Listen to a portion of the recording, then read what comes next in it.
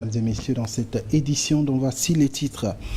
Paix définitive en Casamance. Un accord de paix a été signé ce dimanche 23 février 2025 à Bissau entre l'État du Sénégal et le MFDC en présence du chef de l'État bissau-guinéen Umaro Sissoco Embalo. Ousmane Sonko s'est rendu à Bissau pour finaliser cet accord.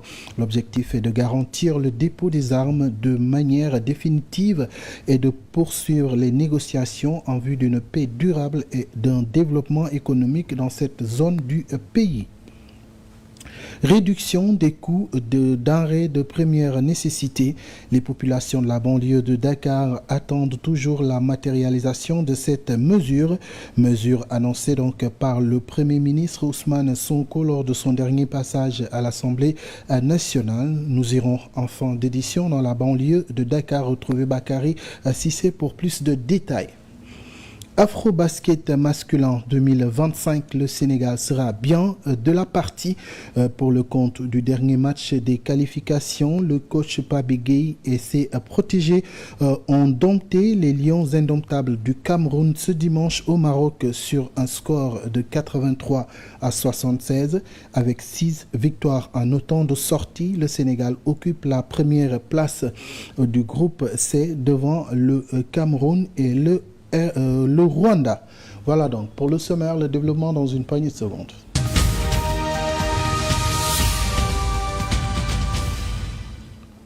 Bonsoir et bienvenue, mesdames et messieurs. Nous ouvrons donc ce journal avec le conflit en Casamance. Le gouvernement du Sénégal, représenté donc par le Premier ministre Ousmane Sonko et le mouvement des forces démocratiques de la Casamance, ont signé ce dimanche 23 février 2025 un accord de paix à Bissau en présence du chef de l'État bissau-guinéen Umaro Sissoco Embalo. Selon Dakaractu qui donne l'information, cet accord vise à mettre définitivement un terme aux hostilités, à assurer la démobilisation et la réinsertion des rebelles et à relancer le processus de paix pour garantir la stabilité et le développement de la région de Casamance en proie à des conflits depuis 1982. Ousmane Sonko s'est rendu à Bissau pour finaliser cet accord avec le soutien du président guinéen. L'objectif est de garantir le dépôt des armes et de poursuivre les négociations en vue d'une paix durable et d'un développement économique dans cette zone sud du pays.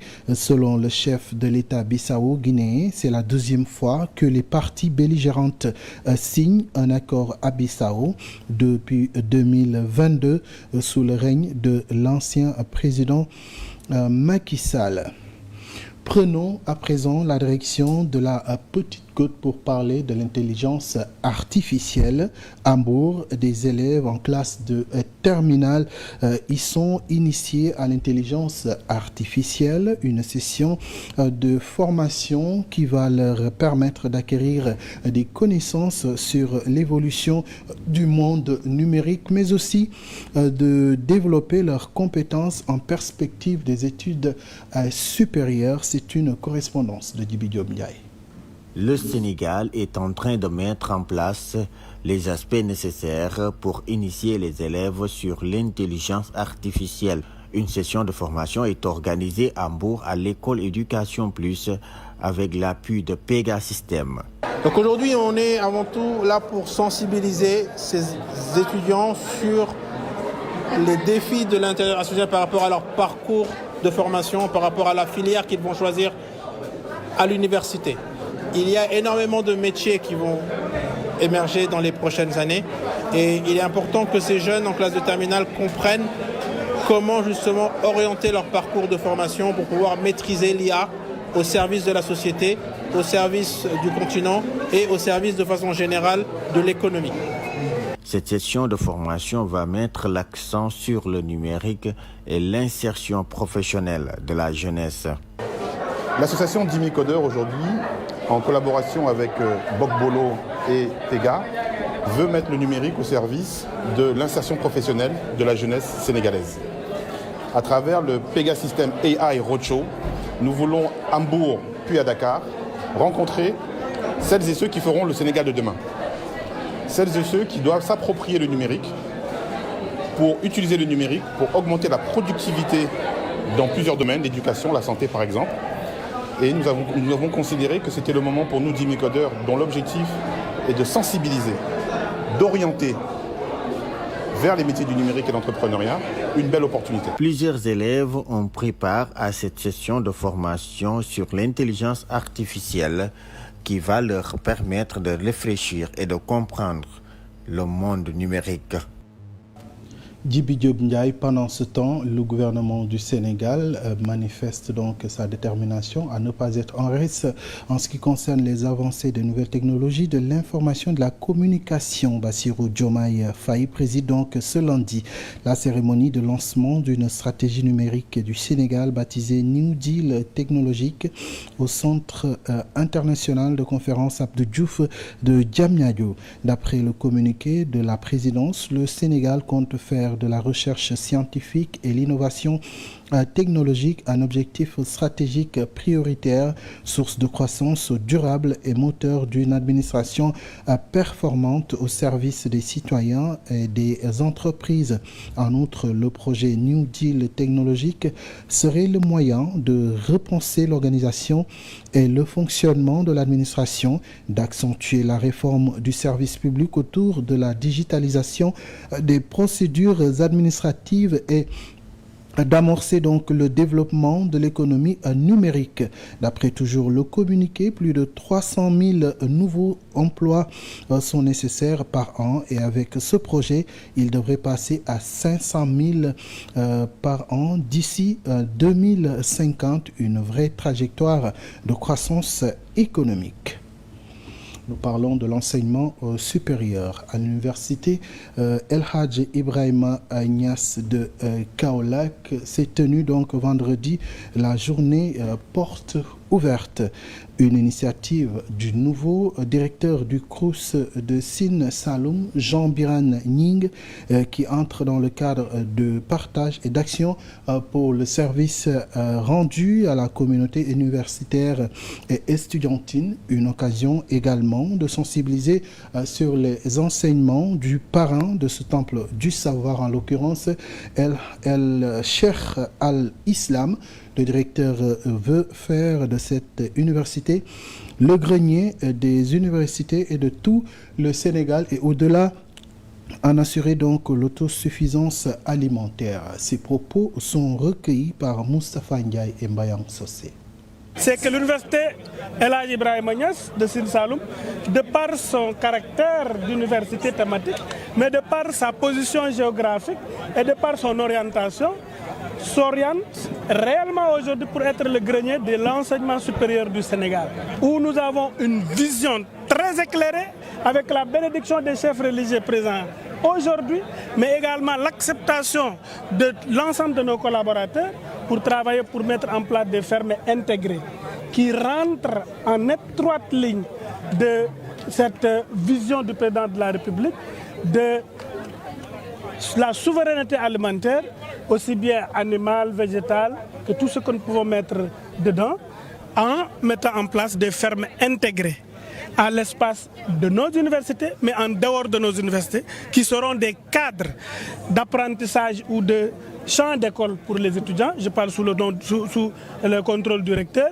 mais également un cadre de renforcement de capacité des populations riveraines, mais également un cadre où nous pourrons générer des ressources additionnelles pour nous soulager financièrement, mais soulager également les finances publiques en générant des ressources additionnelles qui nous permettent de fonctionner convenablement. Université El Hadj Ibrahima Niass qui organise donc la journée porte ouverte. Pendant ce temps, les enseignants du supérieur ne décolèrent toujours pas. Le SAES a décrété un mouvement de grève de 72 heures le lundi 24, mardi 25 et mercredi 26 février 2025. Il invite tous ses membres à suspendre, en plus des activités pédagogiques, toute participation à des activités administratives et réunions, ainsi que les formations payantes. Le Bureau national du syndicat autonome de l'enseignement supérieur, après avoir examiné les comptes rendus des assemblées générales tenues le mercredi 19 février 2025 dans les différents campus, a dressé un bilan alarmant. Le SAES dénonce une violation continuelle des droits des familles, des enseignants, chercheurs et chercheurs décédés, ainsi que le non-respect des engagements pris par le gouvernement du Sénégal. Parlons à présent de toute autre chose. Le regroupement des boulangers du Sénégal réclame la revalorisation des prix du pain. D'après le RBS, la baguette référentielle de 190 grammes qui coûte actuellement à 150 francs CFA doit être vendue à au moins 225 francs CFA. Il se base sur une étude réalisée selon eux par l'aide d'un expert comptable. D'après eux, c'est la seule et unique solution pour aider le secteur à se développer. Dieu Mbaye nous en dit plus. Pour le regroupement des boulangers du Sénégal, il n'y a pas 36 solutions pour relancer le secteur. La seule mesure qui vaille, c'est l'application de la vérité des prix. Nous avons un produit homologué, le pain, la baguette standard aujourd'hui qu'on appelle baguette sociale qui pèse 190 grammes coûte 150 francs au boulanger. Alors que les études ont montré que cette baguette devrait coûter 225 francs. L'RBS se base sur une étude qu'il déclare avoir menée avec les services dédiés.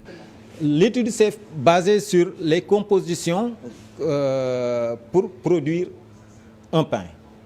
Le boulanger doit utiliser la farine, ça a un coût. L'électricité, ça a un coût. Le gasoil, ça a un coût. L'améliorant, ça a un coût. Tout ça fait que on a une panoplie de rubriques qui composent la structure du prix du pain. Nous avons fait une étude récente que nous avons soumise aux autorités, à la direction du commerce intérieur qui nous a recommandé de voir le régional. On a vu le régional, on l'a exposé nos études, il va faire des amendements et transmettre à qui de droit. D'après lui, le secteur ploie sous le poids des réajustements opérés par le gouvernement dans le but de réduire le coût de la vie au Sénégal. Depuis la baisse du prix de la baguette de pain de 190 grammes, les boulangeries produisent à perte. Les boulangeries souffrent, ils laissent les enfants à la rue, les boulangeries commencent à fermer. Les bailleurs ne nous font plus confiance, les meuniers ne nous font plus confiance pour nous donner la farine.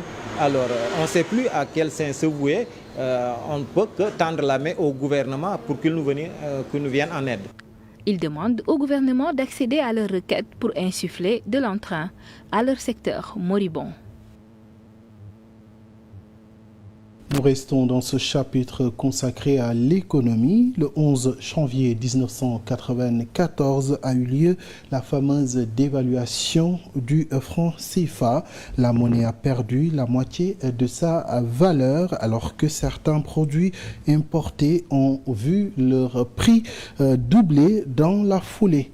31 ans après, il est encore fort probable d'assister à une nouvelle dévaluation du franc CFA avec le discours souverainiste des nouveaux dirigeants de l'Afrique de l'Ouest. C'est ce qu'a laissé entendre l'économiste togolais Nako Nubukpo à Jeune Afrique. Les détails avec Moussa Mané. Après celle de 1994, les pays de la zone franc pourraient connaître une nouvelle dévaluation de leur monnaie. Selon Jeune Afrique, cette baisse de la valeur du franc CFA est un scénario à prendre en compte à cause de la situation financière difficile des pays de la zone et les discours souverainistes des pays ouest-africains comme le Sénégal, entre autres. La situation catastrophique dans la zone CEMAC avec la croissance qui tourne au ralenti, l'inflation élevée, le surendettement qui menace et les réserves de change qui baissent petit à petit. Il y a aussi le déficit budgétaire du Sénégal qui a dépassé 10% du PIB. Le franc CFA est une monnaie trop forte, surévaluée d'environ 10%, même si à court terme, l'option d'une dévaluation semble être exclue. Nous sommes dans une situation qui, à certains égards, pourrait rappeler celle qui prévalait en 1994. Les critères de convergence ne sont plus respectés depuis 2021. Il y a un dérapage budgétaire dans de nombreux pays de la zone. Par exemple, le déficit budgétaire du Sénégal a pu dépasser 10% du PIB, a laissé entendre l'économiste togolais Kako Nabukpo à Jeune Afrique. À Yeumbeul Nord, la problématique des espaces d'expression culturelle, un défi à relever pour permettre aux acteurs de la localité de faire parler leurs talents. Pour ce faire, la municipalité, à travers un fonds d'appui, s'engage à accompagner ses fils et filles à développer donc ces infrastructures. Voici donc les propos du maire Babacar Randao en marge de l'inauguration du foyer des jeunes et de la culture au micro de Bakary Cissé. C'est une commune qui manque d'infrastructures. Et c'est dommage que lorsque je suis arrivé, je n'ai trouvé aucune infrastructure dans la commune. Il n'y a même pas un lieu où on peut se réunir pour 50 personnes. Et ça, c'est inadmissible. Les jeunes n'ont pas où développer le sport, où se rencontrer pour développer des projets. Le monde culturel aussi n'a pas où se rencontrer. Il n'y a pas un endroit où ils peuvent se mouvoir pour faire la promotion de leur talent. Et tout ça, c'était de grands problèmes. C'est très important parce qu'aujourd'hui, on ne peut pas développer un pays, une commune, sans permettre à vos jeunes, à vos femmes, d'avoir un cadre où s'épanouir. Aujourd'hui, il faut mettre un cadre pour la jeunesse, mais il faut aussi mettre un cadre pour les femmes. Comme vous dites, le capital humain est très important. N'oubliez pas que nous sommes dans une commune avec 225 000 habitants, donc la ressource humaine, elle est là. Dans tous les domaines que tu prends, Yeumbeul Nord a de la compétence, Yeumbeul Nord a de la ressource humaine. Et cette ressource humaine, elle est là. Direction le Saloum pour parler de VSD de Kaolack, un nouveau concept donc que la municipalité de Kaolack adopte désormais pour être beaucoup plus proche de sa population afin de s'enquérir des difficultés donc qu'elle traverse. Nous allons donc à ce propos sur la réaction de Yaye Astou Sarr, adjointe à la mairie de Kaolack, au micro de Moustapha Ndiaye et Mbayang Sosé. C'est une approche que la mairie de Kaolack a entreprise pour être plus proche de la population. Voilà 2 ans que nous sommes à la tête de la commune. Nous avons essayé tant soit peu de régler les problèmes de la population à plus large spectre. Maintenant, nous avons pensé qu'avec les VSD de quartier, il est temps de se rapprocher de la population qui nous avait élus. Alors, sous quelle forme? Pendant 72 heures, un vendredi, un samedi et un dimanche, nous allons nous déplacer, les services techniques de la mairie, avec les partenaires que nous avons, à savoir le génie militaire, les services d'hygiène, les services déconcentrés de la commune, qui vont nous accompagner pour venir nous approcher de la population, voir quels sont les besoins immédiats à régler à court terme et maintenant poursuivre les travaux petit à petit parce que quand on a fait la sensibilisation et l'approche, nous avons vu qu'il y a des besoins qui peuvent être réglés immédiatement pendant ces 3 jours, notamment le nettoiement, l'assainissement. Nous avions pensé travailler et laisser la population se reposer. Mais on s'est rendu compte que malgré nos efforts, si la population ne nous voit pas, si la population n'accepte pas notre leadership, ce que nous faisons pour la population, c'est rien du tout. Alors, nous sommes à quelques encablures du mois de Ramadan et le Premier ministre, lors de son 2e passage devant l'Assemblée nationale, avait donc annoncé la réduction de ces denrées de première nécessité. Eh bien, dans la banlieue de Dakar, l'on attend la matérialisation de cette mesure. Selon les consommateurs rencontrés, rien n'a bougé dans les marchés. Au micro de Bakary Cissé et Babalo, ils ont exprimé leur souhait de voir les paroles du chef du gouvernement se joindre à l'acte. Regardez. À quelques encablures du Ramadan, les prix des denrées de première consommation sont toujours en hausse. Ce vendeur de café Touba ne dira pas le contraire. Dundu gi mom metti na lool Nous constatons toujours la cherté de la vie, surtout la flambée des prix des denrées de première consommation. Et là, c'est toujours difficile pour nous. Venu acheter du poisson, cette mère de famille invite les autorités à poser des actes concrets pour alléger la souffrance des populations. Mais là, que de paroles soutiennent-elles? Il faut que l'État pose des actes concrets pour réduire le coût de la vie. Mais là, ce que nous constatons, ce ne sont que des paroles. Le Premier ministre a annoncé la seconde phase de la réduction des coûts lors de son passage à l'Assemblée nationale. Alassane, quant à lui, n'y croit pas à cette annonce. Je vois que je dirais pas un gouvernement, mais une personne qui n'a pas de cap. Donc un bateau qui est sur le quai qui n'a pas encore pris son cap. C'est ça le vrai mal.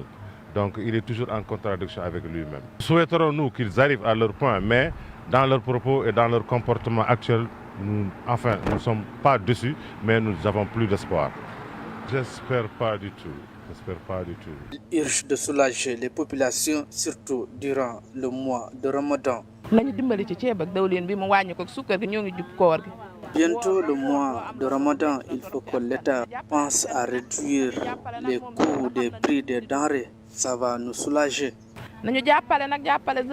Les décisions prises par le gouvernement dans la réduction des coûts des denrées de première consommation n'ont pas toujours impacté positivement sur la vie quotidienne des populations. Bakary Cissé, en voilà une décision qui risque d'impacter dans le quotidien des populations de la Guinée-Bissau. Justement, dans ce pays, l'élection présidentielle se tiendra le 30 novembre 2025.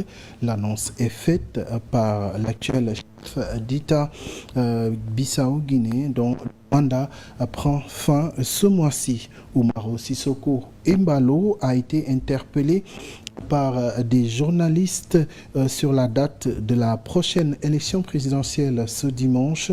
Au sortir donc de sa rencontre avec le Premier ministre du Sénégal, Ousmane Sonko, à Bissau, il a assuré que les formalités nécessaires seraient accomplies et que le scrutin se tiendrait donc le 30 novembre de cette année. Rappelons que le président Umaro Sissoko Embalo fait face à une crise sociale et politique dans son pays où l'opposition l'accuse de chercher à prolonger son mandat au pouvoir et de retarder l'organisation des élections. Nous vous en parlions également dans les titres plage, donc au sport, Afrobasket 2025, le Sénégal décroche sa qualification de la plus belle des manières. Pabigué et ses protégés ont fait le job ce dimanche au Maroc en domptant les Lions indomptables du Cameroun sur le score de 83-76 lors du dernier duel comptant pour les qualifications à cette compétition donc prévue en Angola. Crédité de 6 victoires et en autant de sorties, Branco Badio et ses coéquipiers ont donc terminé en beauté cette fenêtre en occupant la première place du groupe C devant le Cameroun et le Rwanda. Un succès qui reflète non seulement le talent individuel des joueurs, mais aussi la cohésion et l'ambiance de cette équipe qui rêve de ramener le titre continental au pays à travers donc ce parcours sans faute. Les Lions de la balle orange envoient un message fort à leurs futurs adversaires de l'Afrobasket 2025. Voilà donc pour le sport, en attendant donc de trouver l'essentiel de l'actualité sportive dans votre émission Sport sur 7 qui reçoit ce soir Doudou Diagne Diéko, président des amateurs de lutte, et Mbaye Jacques Diop, journaliste sportif. Voilà donc ce qui met en terme à cette édition. Merci à Bamba Traoré pour la réalisation, à Pape Bandagay pour la coordination de ce journal. À vous vous, chers téléspectateurs. Merci pour votre fidélité au programme de la 7TV. Je vous souhaite de passer d'agréables moments en compagnie des programmes de la 7TV. Excellente soirée à toutes et à tous.